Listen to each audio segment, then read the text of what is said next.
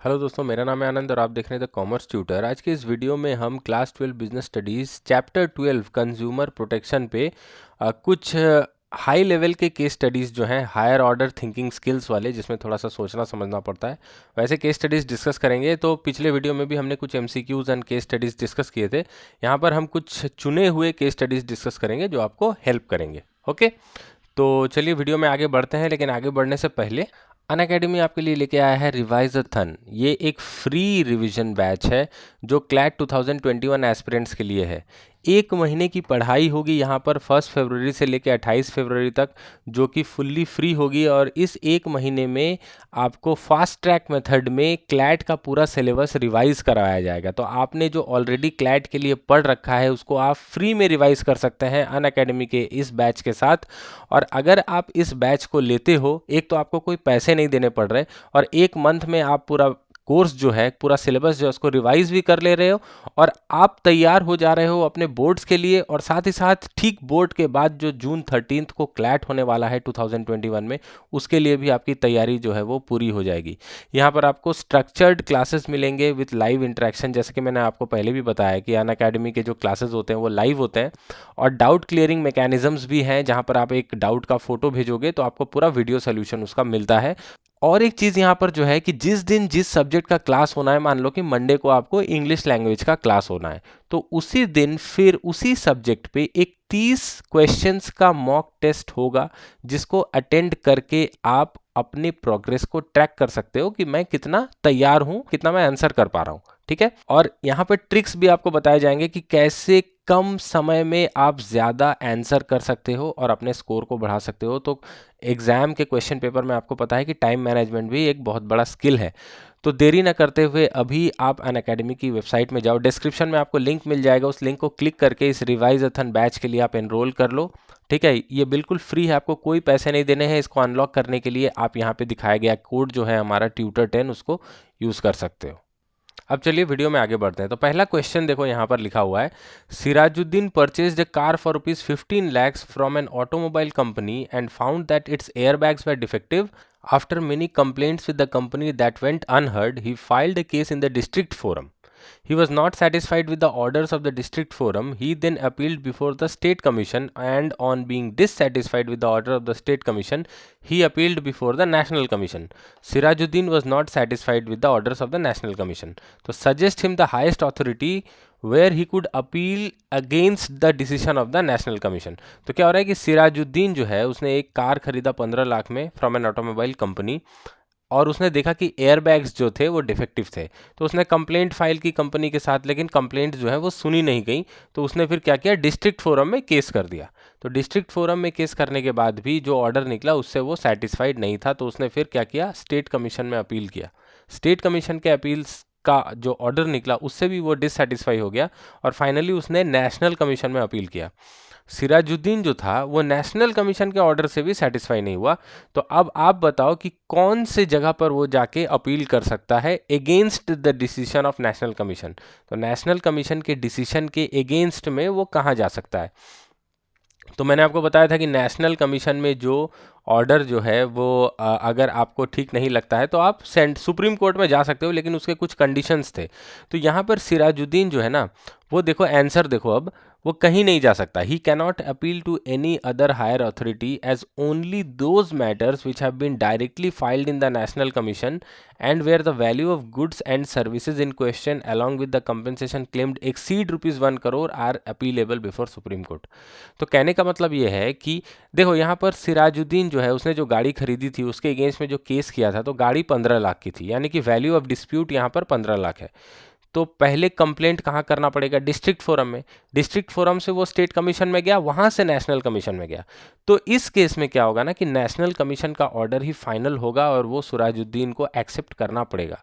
लेकिन अगर वो डायरेक्टली नेशनल कमीशन में केस फाइल करता किसी ऐसे डिस्प्यूट का जिसका 1 करोड़ से ज़्यादा वैल्यू है, ठीक है, तो फिर नेशनल कमीशन में अगर वो क्लेम जो ऑर्डर निकलता उससे वो सेटिस्फाइड नहीं होता तो वो तब सुप्रीम कोर्ट में जा सकता था।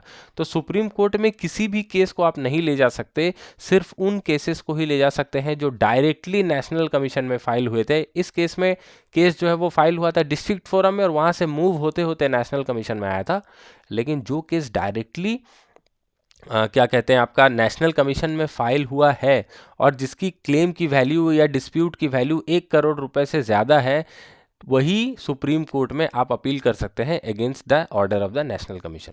ओके, अब ये वाला क्वेश्चन यहाँ पर देखो, Sonu purchased a medicine from alpha medical stores for his wife who had stomach pain.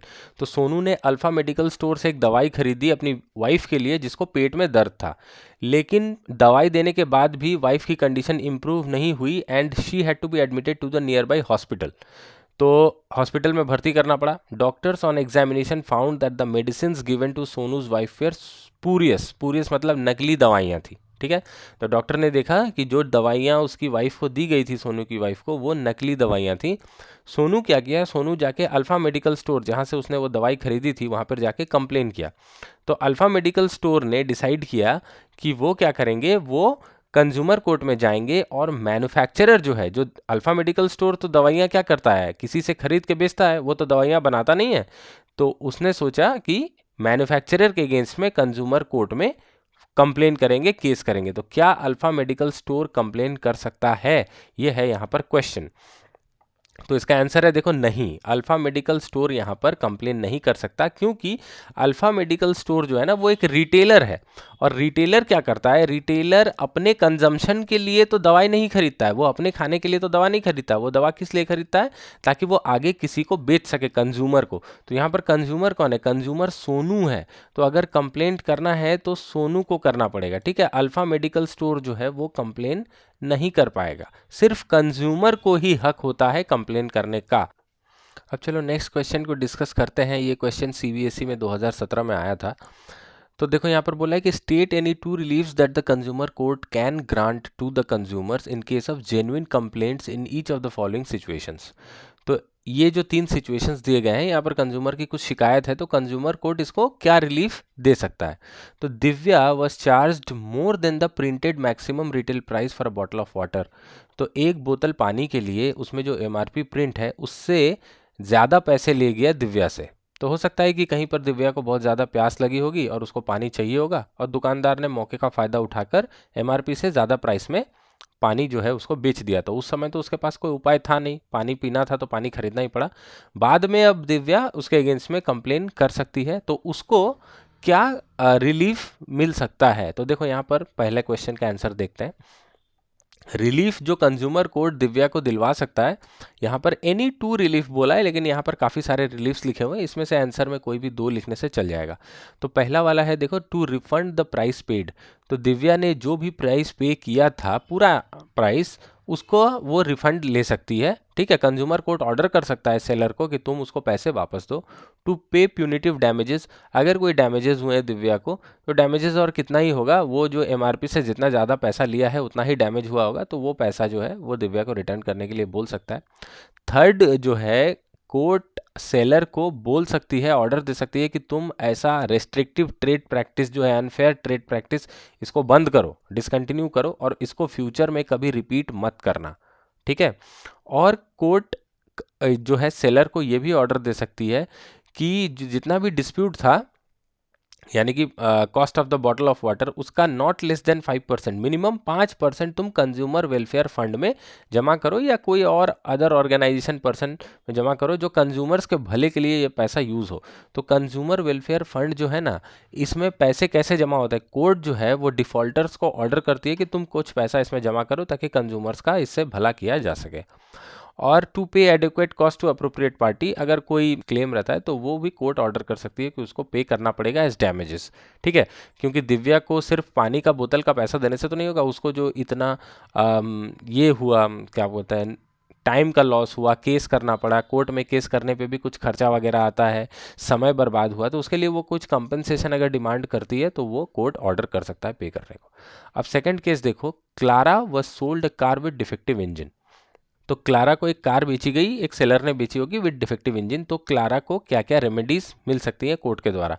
तो देखो यहाँ पर लिखा है relief that the consumer court can grant to the customers. सबसे पहला तो डिफेक्टिव इंजन में जो डिफेक्ट है उसको आप रिमूव कर सकते हो, या कोर्ट ऐसा ऑर्डर कर सकती है, या कोर्ट ऑर्डर कर सकती है कि डिफेक्टिव इंजन को एक नए इंजन से बदल दो, नया इंजन दे दो, या कार के लिए जो पैसे दिए हैं उसको रिफंड कर दो, या डैमेजेस के जो चार्ज हैं, मान लो कि क्लारा ने बाहर से कहीं से इंजन का डिफेक्ट ठीक करवाया तो उसमें जो भी पैसे लगे या जो भी खर्चा हुआ उसको पे कर दो। ठीक है, फिर वही जो डिस्प्यूट है आपके वैल्यू का, डिफेक्टिव इंजन के वैल्यू का, उसका 5% मिनिमम आप कंज्यूमर वेलफेयर फंड में जमा करो, ऐसा सेलर को ऑर्डर कर सकती है कोर्ट। और to pay adequate cost to the appropriate party, अगर उस डिस्प्यूटेड इंजन से क्लारा का कुछ नुकसान हुआ है, अगर उसने कुछ क्लेम ठोका है और कोर्ट उसको वैलिड मानती है कि हाँ ये क्लेम जो है, कंपनसेशन जो है वो पे होना चाहिए, तो वो ऑर्डर कर सकती है कि उतना पैसा उसको पे करो। ठीक है, थर्ड पॉइंट था Antony suffered injury while using newly bought defective electric heater. तो एंटोनी ने एक इलेक्ट्रिक हीटर खरीदा था नया नया जो डिफेक्टिव था, और उसको यूज़ करते समय एंटोनी को इंजरी हो गई, या तो उसको करंट लग गया होगा या हीटर से हो सकता है कि उसका स्किन वगैरह कुछ जल गया होगा। तो इस केस में कंज्यूमर कोर्ट जो है वो क्या क्या रिलीफ प्रोवाइड कर सकता है, यहाँ देख लेते हैं।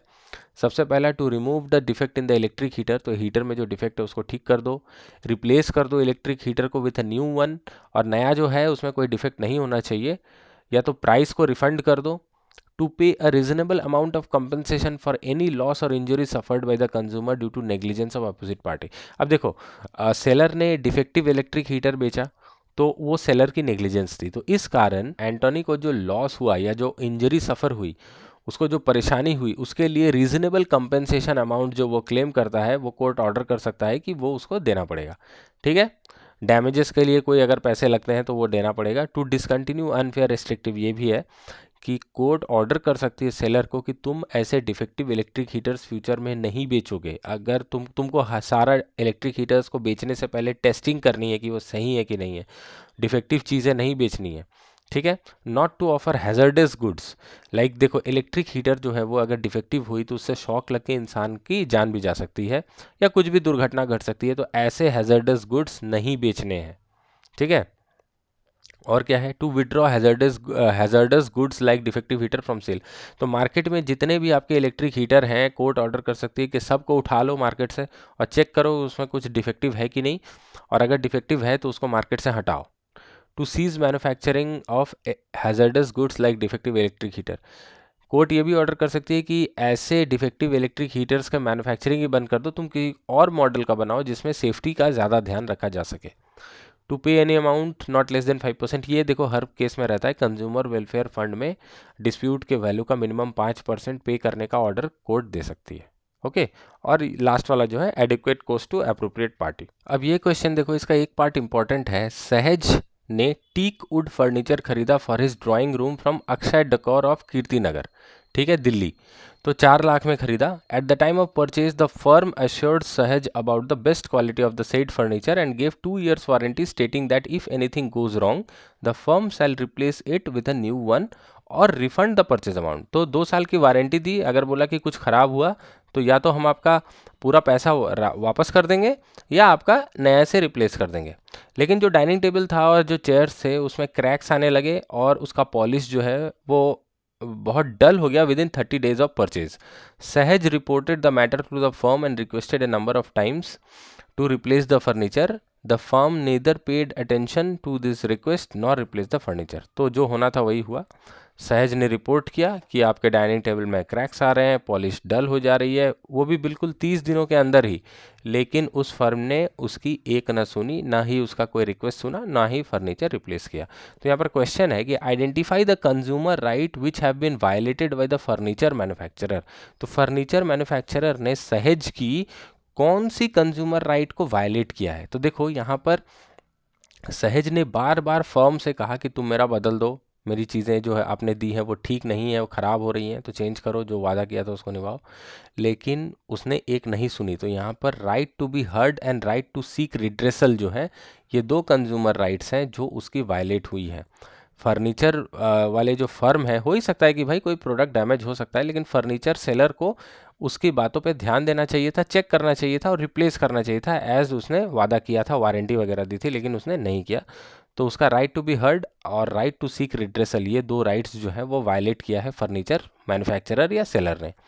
और वेयर कैन सहज लॉज कंप्लेंट, सहज कहाँ कंप्लेंट लॉन्च कर सकता है? देखो गुड्स की वैल्यू जो थी वो 4 लाख की थी, ठीक है। तो 4 लाख की वैल्यू मतलब 4 लाख की वैल्यू मतलब 20 लाख से नीचे है, तो 20 लाख के नीचे जो होगा वो डिस्ट्रिक्ट फोरम में केस फाइल होता है, ठीक है। और ये अब आज के लेक्चर का लास्ट क्वेश्चन हम लेंगे। देखो यहाँ पर लिखा है Sumit purchase an ISI marked washing machine from a famous brand MG from TG electronics limited.